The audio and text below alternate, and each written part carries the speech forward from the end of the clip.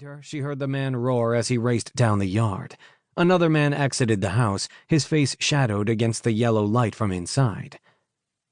"Go!" Jennie grabbed his hand. Nate's was already there, fingers curling around hers. So much trust. They disappeared together into the dark of night. Above them, an ocean of stars she'd always loved. This land, the places her mother had walked, and the things she'd shown Jennie before she'd died. The God she had introduced Jennie to. Help us. Those men would catch up. She and Nate needed a hiding place, but there was nothing out here.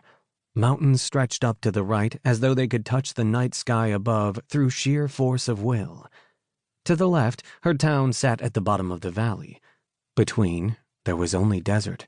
No houses, not even a tree.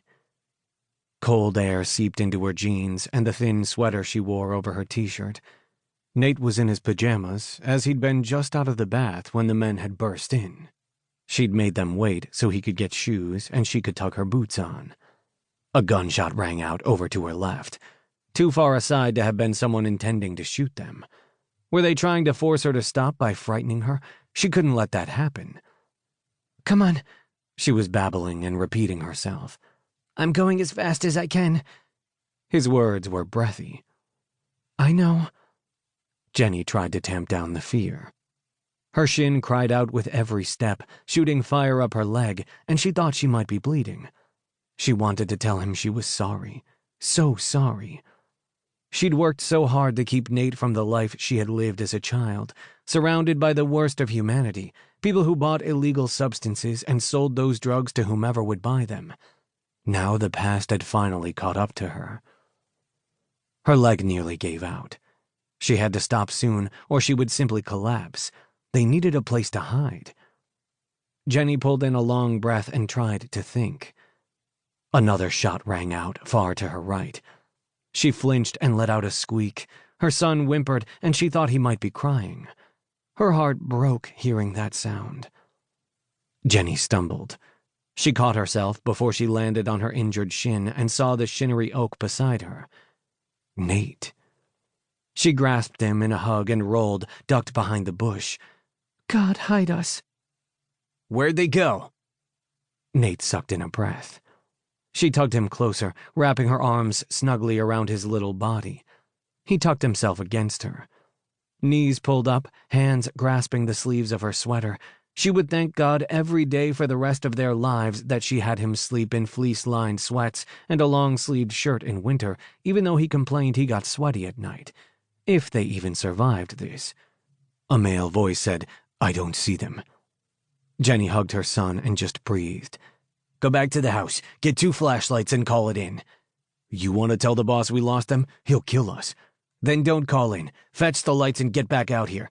I'll need help bringing them to the house after we knock him out and hogtie him." Nate sniffed, tight against her chest. Jennie touched her lips to the side of his cheek. He was cold, hungry. "Fine."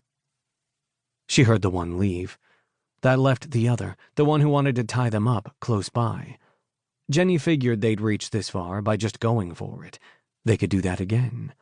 Move and risk him hearing her, or stay and risk him finding them. Nate squeezed her arm. She figured that meant she should loosen her grip on him. He shifted a fraction but didn't go anywhere. Best kidnapping buddy ever. She'd loved him fiercely since the day she'd learned she was pregnant. Now she thought she loved him even more. A twig snapped. They both gasped, tiny noises that sounded like 120 decibels in the night. The man moved off, circling around. When she thought he was far enough away, Jennie tapped her son's back. He shifted off her lap so she could get her feet under her and crouch, ready to spring into action and defend him to the death. And she would die. This man had a gun.